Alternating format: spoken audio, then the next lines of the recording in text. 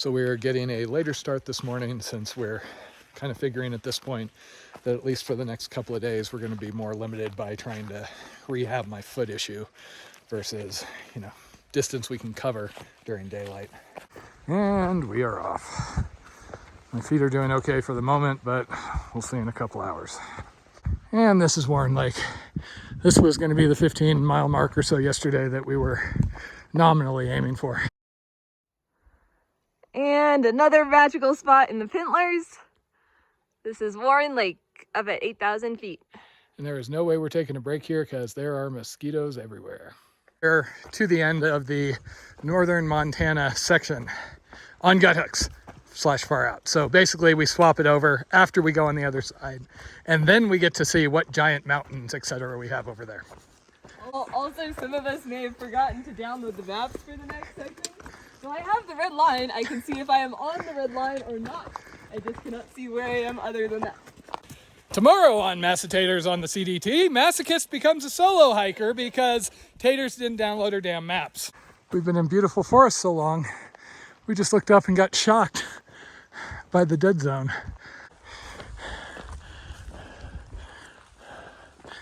Well, this doesn't suck too much. This is more what I was expecting, picturing the CDT. This and those big exposed hills. Maybe more nachos. I don't know, like almost all of Malazan, I'm pretty sure it was awesome, but I'm not 100% sure what was going on, which should be the back cover blurb for those books. I feel like we're not living up to how awesome this looks. I think the lake's probably the least awesome of this, though.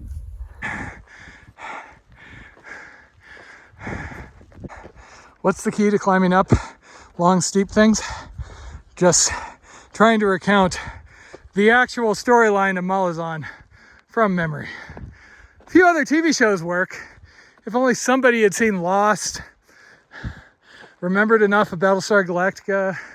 It also works with the sort of truth books, but that is because the author went kind of crazy after the first half of the first book. And I mean, you get into like mind control nipples, like you cut off somebody's nipple and you can mind control them. And yeah, Ayn Rand combined with elaborate rape fantasies. And New York Times bestseller, did like 10 books. So at least so far today, I've been managing, haven't had any major flare-ups, but you can see things haven't healed. It takes more than a couple of days for this to go away when it's gotten bad. And then the trick is not pushing it to the point where it gets worse, and that's harder than it sounds. And this is Rainbow Pass, which is the last pass of this first section. Initial plan for tomorrow, for yesterday, if everything had gone to plan, is we would have been at Rainbow Lake, which was that lake down there. That would have put us at about 22 miles. Today, we're just going to go and see what makes sense, but we're hopeful to make about 20 miles. That's what we need to do to get back on schedule so we don't, run out of food. Oh my God, we're almost to real altitude there. Had to come out to the CDT to get beyond trailhead altitude. Entire time on the ECT, all trailhead altitude. Wow, wow, wow. Except burn, burn, burn. Okay, I'm blaming this on your comment about this is the healthiest forest we've seen. I think that was your comment on Taters Tuesday, and now here we are. Even with the burn area, the background is rather pretty. And that is a little better. So it has kind of been a struggle today just because I can deal with being in pain. I can deal with being uncomfortable in the rain for long periods, etc., etc. Where I struggle is where I feel like I'm being held back or where I'm in danger of like losing out on an experience like this. And that comes from certain injuries I've had in the past. Years ago, I was doing bike centuries, 100-mile bike rides, and I ended up with an overuse injury. And I went to PT, I did everything, and they told me I would be back out there in a couple of weeks. And I never got back out there. It was never the same again. And as a result, I missed out on all these really cool plans I had, other rides. I was even going to potentially be doing Race Across America in the next couple of years. And I lost most of my friend groups because I tend to socialize with people who are doing, the same outdoor activities. Similarly, when I hurt my knee on that mountaineering fall years ago, and all of a sudden I wasn't able to do trips and all this other stuff, wasn't able to go rock climbing, everybody I knew I tended to go out and do those sort of things with. So it's not that my friends just up and stopped responding or didn't want to come have dinner or anything, but it felt like it cost me almost everything.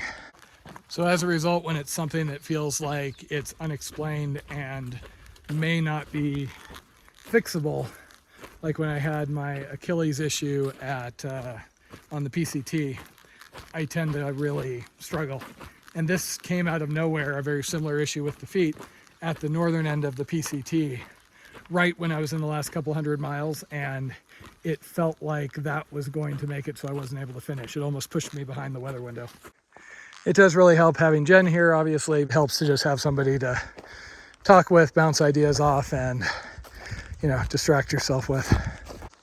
So at least for the moment, the shorter day, longer rest period did seem to help enough where it got me up and moving today.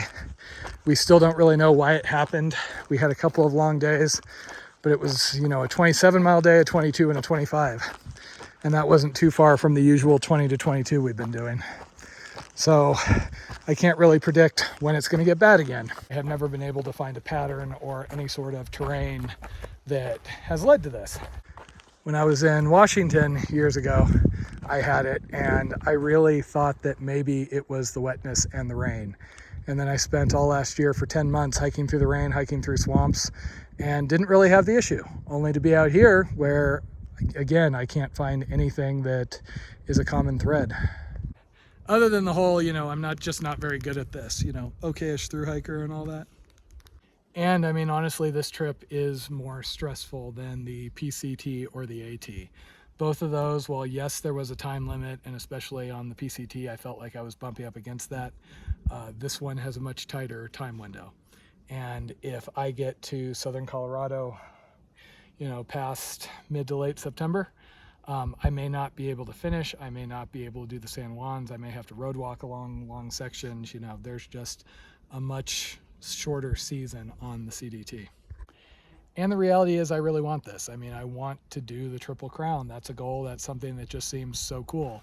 And as a part of that, I want to do the CDT right.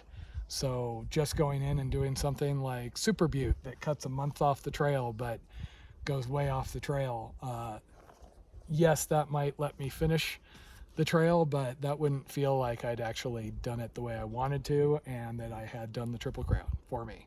So. And I am personally very, very aware that there is a time limit right from the start. I'm not one of those that starts out on a long hike like this and for the first 2 months just doesn't care, takes all the time off, etc., etc. I've got to move, and a week's delay now could really hurt me in the end. Still not worth taking a shortcut or like flipping ahead or anything. We are a little bit behind today. It is 4 o'clock and we've only done 13 miles. We ended up starting a little late. There were some of the hills and I've been just walking carefully, afraid that my feet are gonna go off again. But at least for the moment, things are working okay. So we can probably push on for another 4 hours or so, end up finishing up around dark.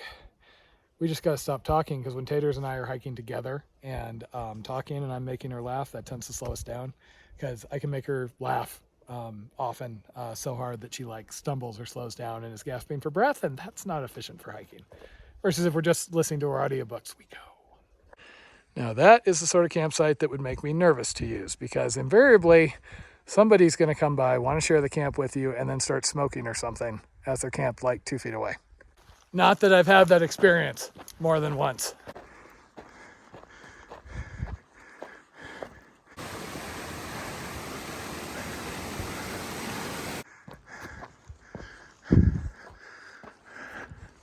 Okay, up and over Pintler Pass, and one more for the day, we're hoping.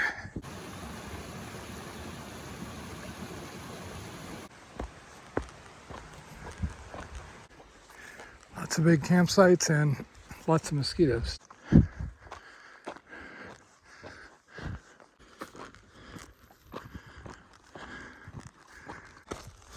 I was hoping they'd be better up here, but The mosquitoes seem to have gone from present and annoying to slightly atrocious. We can't even stop to rest without layering up.